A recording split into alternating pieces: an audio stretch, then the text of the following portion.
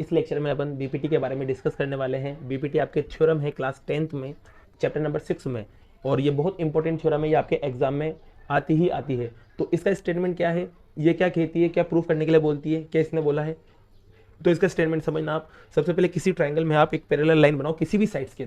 मैंने इसकी लाइन इस लाइन के पैरेलल एक पैरेलल लाइन बना दी। जैसे पैरेलल लाइन बनाई तो ये पैरेलल लाइन क्या करती है, ट्राइंगल की अदर टू साइड्स को क्या करती है, अलग अलग पॉइंट पे कट करती है। मैंने पॉइंट्स के नाम दे दिए ई और एफ। अब इसने कहा है कि जैसे ये ई एफ ने इनको कट करेंगे किसी ना किसी रेशो में, तो उसने कहा कि जो रेशो होता है, ये रेशो जो होता है साइड्स का, वो क्या होना चाहिए, बराबर होना चाहिए। ये बीपीटी कहती है। तो आपको ए ई और ई बी, एफ और एफ सी का रेशियो क्या लाना है, बराबर लाना है, और आपका क्वेश्चन खत्म हो जाएगा। तो इसको लाने के लिए मैंने गिवन में लिख दिया आपके कि क्या क्या गिवन था। आपको दे रखा था ई एफ पैरेलल है बी सी। इसके अलावा ई एफ क्या करती है, इन दो साइड्स को अलग अलग 2 पॉइंट्स पर कट करती है। अब आपको प्रूफ करने के लिए बोला है कि ए ई और ई बी, एफ और एफ सी को बराबर लाना है। तो ये 2 प्रूफ में लिख दिया। अब इसको प्रूफ करने के लिए क्या करते हैं, यहाँ पर आप कंस्ट्रक्शन करेंगे। कंस्ट्रक्शन कैसे करेंगे, तो आपको क्या करना पड़ेगा, बी को एफ से मिलाना पड़ेगा फर्स्ट, तो फिर आपको ई को सी से मिलाना पड़ेगा। फिर इनको जब आप मिलाओगे तो इसके बाद आपको यहाँ एफ से ए बी पर एक क्या बनाना है, एफ से ए बी पर आपको बनाना है एक परपेंडिकुलर। जैसे आप इस पर एक परपेंडिकुलर बनाओगे तो ये 90 डिग्री बन जाएगा यहाँ पर, और यहाँ से भी इस पर एक परपेंडिकुलर जब आप बनाओगे तो यहाँ पर भी क्या बन जाएगा, एक 90 डिग्री आपके बन जाएगा। ठीक है। अब इसके बाद यहाँ पर क्या करना है आपको, कंस्ट्रक्शन करने के बाद आपको यहाँ पर एरियाज निकालना है। और एरियाज भी आपको कैसे निकालना है, 4 ट्राइंगल्स के। और 4 ट्राइंगल्स में से सबसे पहले आपको ऐसा ट्राइंगल लेना है जिसका बेस ए ई हो, दूसरा ट्राइंगल ऐसा लेना है जिसका बेस ई बी हो, एक ट्राइंगल और लेना है जिसका बेस ए एफ हो, और एक ट्राइंगल और लेना है जिसका बेस एफ सी हो। तो इनका एरिया निकालेंगे। तो सबसे पहले आपने जो कंस्ट्रक्शन किया है आपको उसको यहाँ लिखना पड़ेगा। तो कंस्ट्रक्शन लिखते हैं यहाँ पर अपन। तो कंस्ट्रक्शन में आपने ज्वाइन किया है फर्स्ट तो बी एफ एंड ई सी। फिर इसके बाद आपने परपेंडिकुलर ड्रॉ किया है, तो यहाँ पर कुछ ना कुछ नेम आएगा आपके। एक को नाम दे देते हैं आप एम, और एक को नाम दे देंगे एन। तो अपने यहाँ पर परपेंडिकुलर भी ड्रॉ किया जिसका नाम है F M perpendicular to A B, और ई एन परपेंडिकुलर किया आपने किस पे, ए सी पे। ई एम परपेंडिकुलर ड्रॉ किया आपने ए सी पर, आपने परपेंडिकुलर ड्रॉ कर दिए। फिर इसके बाद अब आपको एरिया निकालना है बारी बारी, और आपका काम हो जाएगा। तो सबसे पहले आपको एरिया निकालना है, और एरिया निकालेंगे आप सबसे पहले ऐसे ट्राइंगल में जिसमें ए ई आ रहा है, और ए ई आपके पास आ रहा है इस वाले ट्राइंगल में।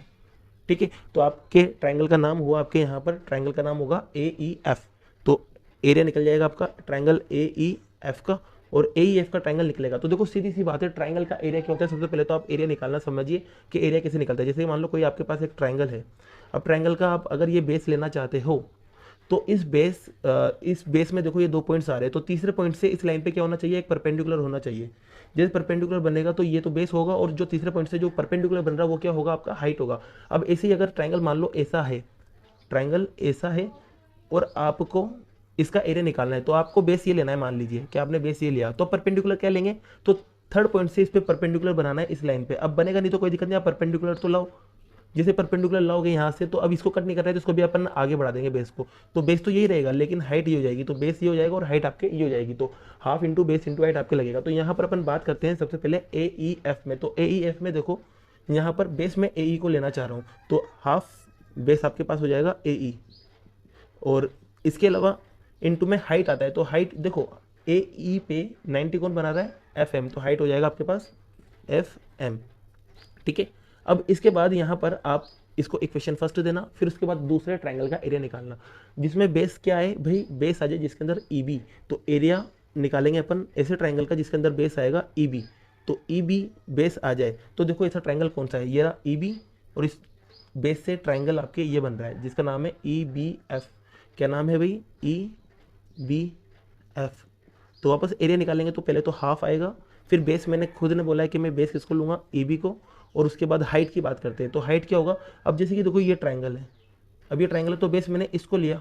तो जब बेस मैंने इसको लिया तो तीसरा पॉइंट आपके पास ये है। अब इससे परपेंडिकुलर कौन बन रहा है, इस लाइन पे परपेंडिकुलर बन रहा है एफ एम। तो इसका जो हाइट होगा वो क्या होगा आपके पास, एफ एम। और ये इक्वेशन आपकी कौन सी आ जाएगी, सेकंड। अब आपको करना क्या है, इन दोनों इक्वेशन को क्या करना है, आपको डिवाइड कर देना है। जब इनको आप डिवाइड करोगे तो आपके पास रिजल्ट कुछ ऐसे मिलेगा, area of triangle A E F upon area of triangle E B F. जब देख रही है आप इन दोनों को डिवाइड करेंगे तो हाफ से हाफ कट हो जाएगा, ए ई एफ एम से एफ एम कट जाएगा, बचेगा कौन रह जाएगा इधर, ए ई और ई बी। तो आपके पास कुछ रिजल्ट इस तरह से बचेगा, ए ई बाय ई बी। ये आपके पास इक्वेशन कौन सी आ चुकी है, थर्ड आ चुकी है। अब ऐसे ही आपको दोबारा और एरिया निकालना है ट्राइंगल का, जिसमें एक बार बेस आप किसको लेने वाले हो, ए एफ को। तो ए एफ आपके पास बेस ये दिख रहा है देखो यहाँ पर। तो इस और ए एफ किस ट्राइंगल में आ रहा है, तो ए एफ आ रहा है आपके ट्राइंगल ए ई एफ में। तो यहाँ पर फिर से देखो आप एरिया निकालेंगे ट्राइंगल ए ई एफ। अब देखो यहाँ पर क्या देखा होगा आपने, यहाँ पर भी आपने ए ई एफ का एरिया निकाला और यहाँ पर भी आपने ए ई एफ का एरिया निकाला। लेकिन यहाँ पर जब ए ई एफ का एरिया निकाला तो आपने बेस लिया था ए ई, लेकिन अब मैं बेस लूंगा कौन, ए एफ। तो जब बेस ए एफ लूंगा मैं यहाँ पर, तो हाफ इंटू बेस हो जाएगा आपके पास ए एफ। तो अब ए एफ पे 90 कौन बना रहा है, तो ए एफ पे 90 बनाने वाली लाइन है ई एन। तो ये आपकी क्या हो जाएगा, परपेंडिकुलर। तो ई एन आपके पास आ गया परपेंडिकुलर। ये इक्वेशन आपके पास कौन सी आ चुकी है, 3 के बाद इक्वेशन आएगी आपके पास 4। ठीक है, फिर ऐसे ही अब मैं बेस किसको लूंगा, एफ सी को। और जब एफ सी को जब मैं बेस लूंगा तो यहाँ पर फिर से एरिया निकलेगा आपके किसी ना किसी ट्राइंगल का, और ट्राइंगल कौन सा जिसमें बेस एफ सी आ रहा है, और एफ सी आपके पास ये रहा, और ट्राइंगल आपके पास कौन सा बनेगा फिर, ई एफ सी। कौन सा ट्राइंगल बनेगा आपके पास, ई एफ सी। अब इसमें फॉर्मूला लगाएंगे वही ट्राइंगल के एरिया का, हाफ इंटू बेस। बेस आपको पता है, बेस आपने क्या लिया है, एफ सी, और इनटू में हाइट। हाइट अब क्या होगा, इस लाइन पे 90 डिग्री वाली लाइन कौन बना रहा है, तो इसको जब आगे देखा अपन ने तो इस पर 90 डिग्री वाली लाइन बन रही थी ई एन। तो यहाँ पर आ जाएगा आपके पास ई एन। ये आपकी इक्वेशन कौन सी आ चुकी है, 5। अब इन दोनों इक्वेशन को भी आपको क्या करना है, डिवाइड करना है। जब आप इनको डिवाइड करोगे तो एल एच एस में एल एच एस डिवाइड होगा, तो एरिया आपके पास बनेगा ट्राइंगल का ए ई एफ, और इधर आएगा एरिया ऑफ ट्राइंगल आपके ई एफ सी। ये तो मैंने एल एच एस को डिवाइड कर दिया। अब आर एच एस की बात करते हैं, तो जब ये डिवाइड होंगे तो 1/2 से 1/2 कट हो जाएगा, ई एन से ई एन कट हो जाएगा, बचा क्या रह जाएगा, ए एफ और एफ सी। तो आपके पास ऊपर तो बचा ए एफ और नीचे बचा आपके एफ सी।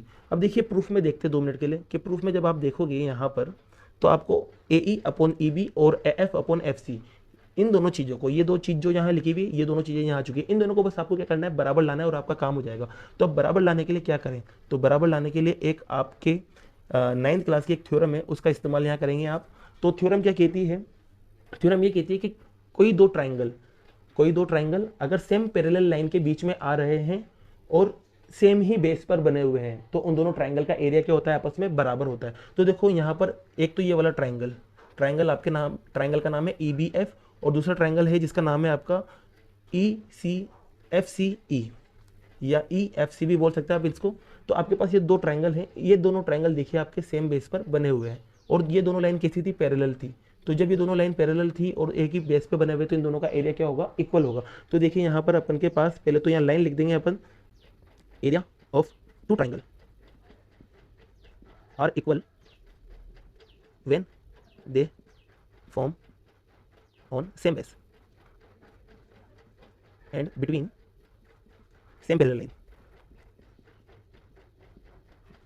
तो यहाँ पर देखो 2 ट्राइंगल आपके पास, एक ट्राइंगल है आपके पास ई बी एफ, तो यहाँ आएगा आपके पास area of triangle E B F, और दूसरा जो ट्राइंगल आपके पास आएगा ई एफ सी। तो आपके पास दूसरा ट्राइंगल आएगा आपके पास ट्राइंगल ई एफ सी। अब देखो ये जो वैल्यू मिली आपको, ये किसी भी इक्वेशन में रख देना, चाहे इक्वेशन 3rd में रखो, चाहे इक्वेशन 6 में रखो। अगर आप इक्वेशन 6 में रखना चाहते हो, तो देखो यहाँ इक्वेशन 6 में रखते हैं वैल्यू। तो जब इक्वेशन 6 में रखेंगे तो इक्वेशन 6 में देखो यहाँ पर आपके पास ई एफ सी आ रहा है, और यहाँ पर भी देखो ई एफ सी आ रहा है। तो ई एफ सी की जगह आप क्या लिख सकते हो, area of E B F. तो अब यहाँ पर इतना सा चेंज करेंगे, जैसे कि आपके पास ये ट्राइंगल आ रहा है, ट्राइंगल ए ई एफ, तो ऐसा का ऐसा, लेकिन यहाँ बदल जाएगा। देखो यहाँ इसकी मदद से क्या बदलेगा, इसकी मदद से आपके पास बदलेगा area of triangle E B F, और ये एक बराबर में जो चल रहा था वो चलता रहेगा। तो एफ अपॉन एफ सी आपके बराबर में चल रहा था। ये इक्वेशन आपके कौन सी आ चुकी है, 7वीं। अब जैसे 7th इक्वेशन आई तो आपका रिजल्ट भी आपके सामने आने वाला है। अब ये इक्वेशन 3rd और इक्वेशन 7, इन दोनों को जब आप कंपेयर करोगे, इन दोनों को देखोगे, तो इन दोनों इक्वेशन का एलएचएस देखिए, इसका एलएचएस देखिए और इसका एलएचएस देखिए, दोनों का एलएचएस क्या है, सेम है। और किसी इक्वेशन का जब एलएचएस सेम होता है तो उसका आरएचएस भी क्या होता है, सेम होता है। तो यहाँ पर आपके सीधा सा बाय इक्वेशन 3 एंड 7, इन दोनों इक्वेशन की मदद से एलएचएस सेम था तो इनका आरएचएस भी क्या आएगा, सेम आएगा। तो A upon E B equal होगा किसके, A F upon F C के। ये आपका थ्योरम खत्म।